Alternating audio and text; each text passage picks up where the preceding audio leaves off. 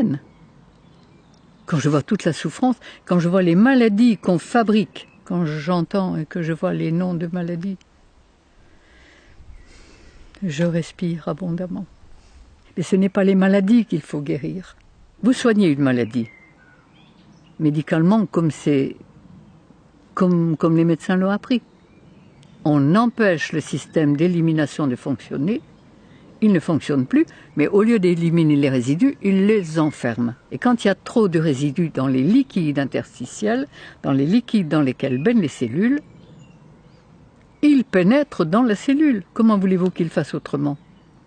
Et quand les résidus pénètrent dans la cellule, soit ils déprogramment le cerveau et on fait quoi?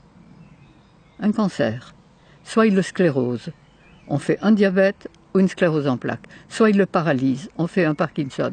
Soit ils le déconnectent, on fait une folie meurtrière ou suicidaire ou un Alzheimer. Et on fait toutes les maladies du monde en étant soigné comme on l'est. Lorsque j'étais enfant, il y a 80 ans, eh bien, un cancer, on n'en entendait pas parler. Il n'y en avait pratiquement pas. Des obèses, je me souviens, dans une ville comme Épinal, puisque je suis vosgienne, il y en avait une. Elle était le côté curieux de toute la ville. À l'heure actuelle, il y a 400 personnes par jour en France qui meurent de maladies cardiovasculaires. Bien soignées, d'accord, mais ils meurent quand même. Il y a un cancer sur 2 personnes et demie, m'a dit un professeur de cancérologie très connu. Il y a des diabètes en pagaille. Enfin, des maladies, il y en a de tous les côtés. Maladie de Lyme, on en invente toujours de nouvelles. Et il y a de plus, et on est malade de plus en plus jeune. Des dépressifs, des suicidaires. Quand j'étais enfant, il y a eu un suicide dans un village de 1000 habitants en 20 ans d'existence. J'y suis allée il y a quelques années, il y avait eu 4 suicides dans l'année.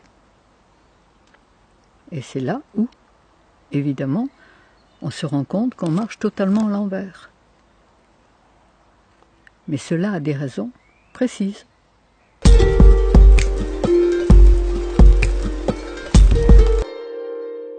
Qu'est-ce que la faculté a appris aux médecins? À chercher ce qui ne va pas. À chercher dans la poubelle la mouche jaune, la mouche verte. Et à mettre un nom extraordinaire dessus, c'est très savant. Et à prescrire des examens pour confirmer, ça fait marcher toute la boutique.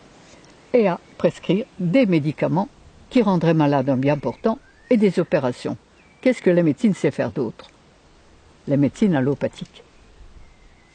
La médecine homéopathique est un peu moins pire, mais ne change pas le terrain. Je confirme que la faculté a appris aux médecins à éteindre les voyants rouges, à arrêter la souffrance, sans jamais se demander pourquoi ces voyants rouges se sont allumés, sans jamais se demander pourquoi on souffre. Donc, la faculté a fait du médecin, évidemment, il y a souffrance, on va se dépêcher d'arrêter la souffrance. Vous avez mal quelque part, on va mettre un grand nom. Si vous avez mal à gauche, ça sera une gauchite, à droite, ça sera une droitite. Ça coule par les sinus, c'est une sinusite. Ça, c'est la conjonctivite. Ça, c'est l'otite. Par le vagin, c'est une vaginite.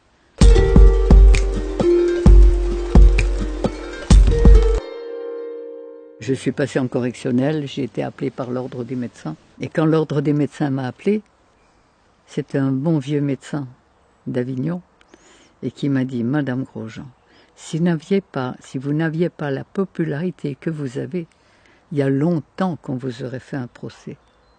Et si on ne vous le fait pas, c'est uniquement parce que si on vous le fait, on va encore développer votre publicité. »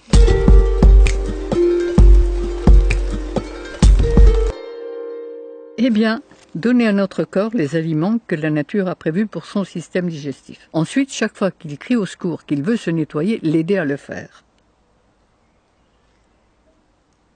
Et ça, la véritable médecine, elle est là.